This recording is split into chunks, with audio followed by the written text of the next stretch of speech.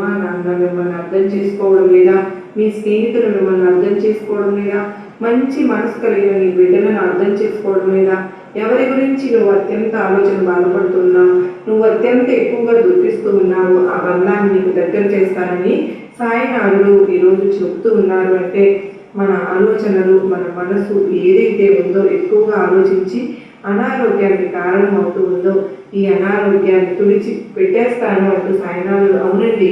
మన దగ్గర ఏది ఉన్నా ఏది లేకపోయినా మనకు నచ్చిన వాళ్ళు, మనకు ఎంతో ఇష్టమైన వాళ్ళు మన దగ్గర నుండి దూరంగా వెళ్ళిపోతే ఆ బాధ వర్ణనాతీతం. ఆ మనసు పడే పరిమితి అనేది ఉండదు బాధకు అని ఎక్కువగా ఆలోచించి అనారోగ్య సమస్యలు, మంచం పట్టేటటువంటి సమస్యలు, మరి ఇక తల్లిదండ్రుల విషయంలో తన బిడ్డలు కానీ దూరం అయితే అలాగా నువ్వు ఏ బంధం గురించి ఆలోచిస్తున్నావు, ఆ బంధాన్ని నీ దగ్గర చేస్తాను అంటూ సాయినాథుడు అయితే అంటూ ఉన్నారు కదండి.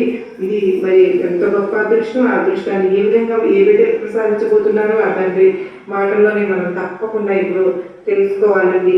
ఎందుకంటున్నారు అంటే ఏదైనా సరే కానీ నీకు మంచి మార్గాన్ని తప్పకుండా తీసుకుని వస్తాను అని సాయినాథుడు అంటూ ఉన్నారు కదా.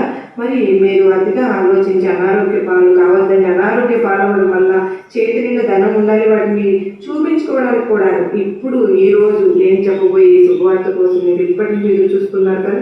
నీ జీవితంలో నువ్వు ఆశపెట్ట బంధం చేరబోతుంది. ఇక నీ జీవితం ఒక అధ్యాయం అనేది మొదలవబోతుంది, ఒక నూతన అధ్యాయం తప్పకుండా మొదలవబోతుంది తల్లి. మరి ఈ సాయి మాటలు అర్థం కావడం లేదా? మరి అయితే కనుక నేను చెప్పేది శ్రద్ధగా వింటావు కదా. చూడమ్మా, నువ్వు ఎప్పటి నుంచో స్వచ్ఛమైనటువంటి ప్రేమ కోసం ఎదురు చూస్తూ ఉన్నావు కదా.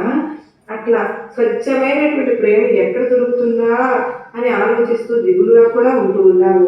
నీ పిల్లల నుండి వచ్చేటటువంటి ప్రేమ కావచ్చు, నిన్నుగా అర్థం చేసుకునేటటువంటి ప్రేమ కోసం నువ్వు ఎదురు చూస్తూ ఉన్నావు. ఆ ఆప్యాయత కోసం నువ్వు చూస్తూ ఉన్నావు. నిజమే, నా దగ్గర ఏది కూడా దాచవద్దు. నువ్వు నిజమైన అభిమానాన్ని కోరుకుంటూ ఉన్నావు. ఇలా నువ్వు ఆశపడ్డ బంధం కోసం ఎదురు చూస్తూ ఉన్నావు కదా. ఇక నీ దీర్ఘకాలిక ఎదురు చూపులు ఫలించాయి. నువ్వు కోరుకున్న బంధం నీ దగ్గరకు రాబోతోంది.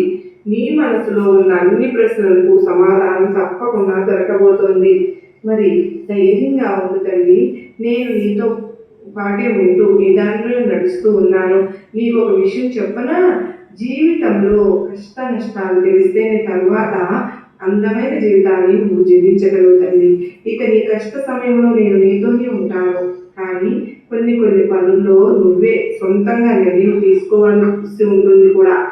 పక్షి ఎలా అయితే తన రెక్కలను నవ్వుకుని ఉంటుందో అలాగే నువ్వు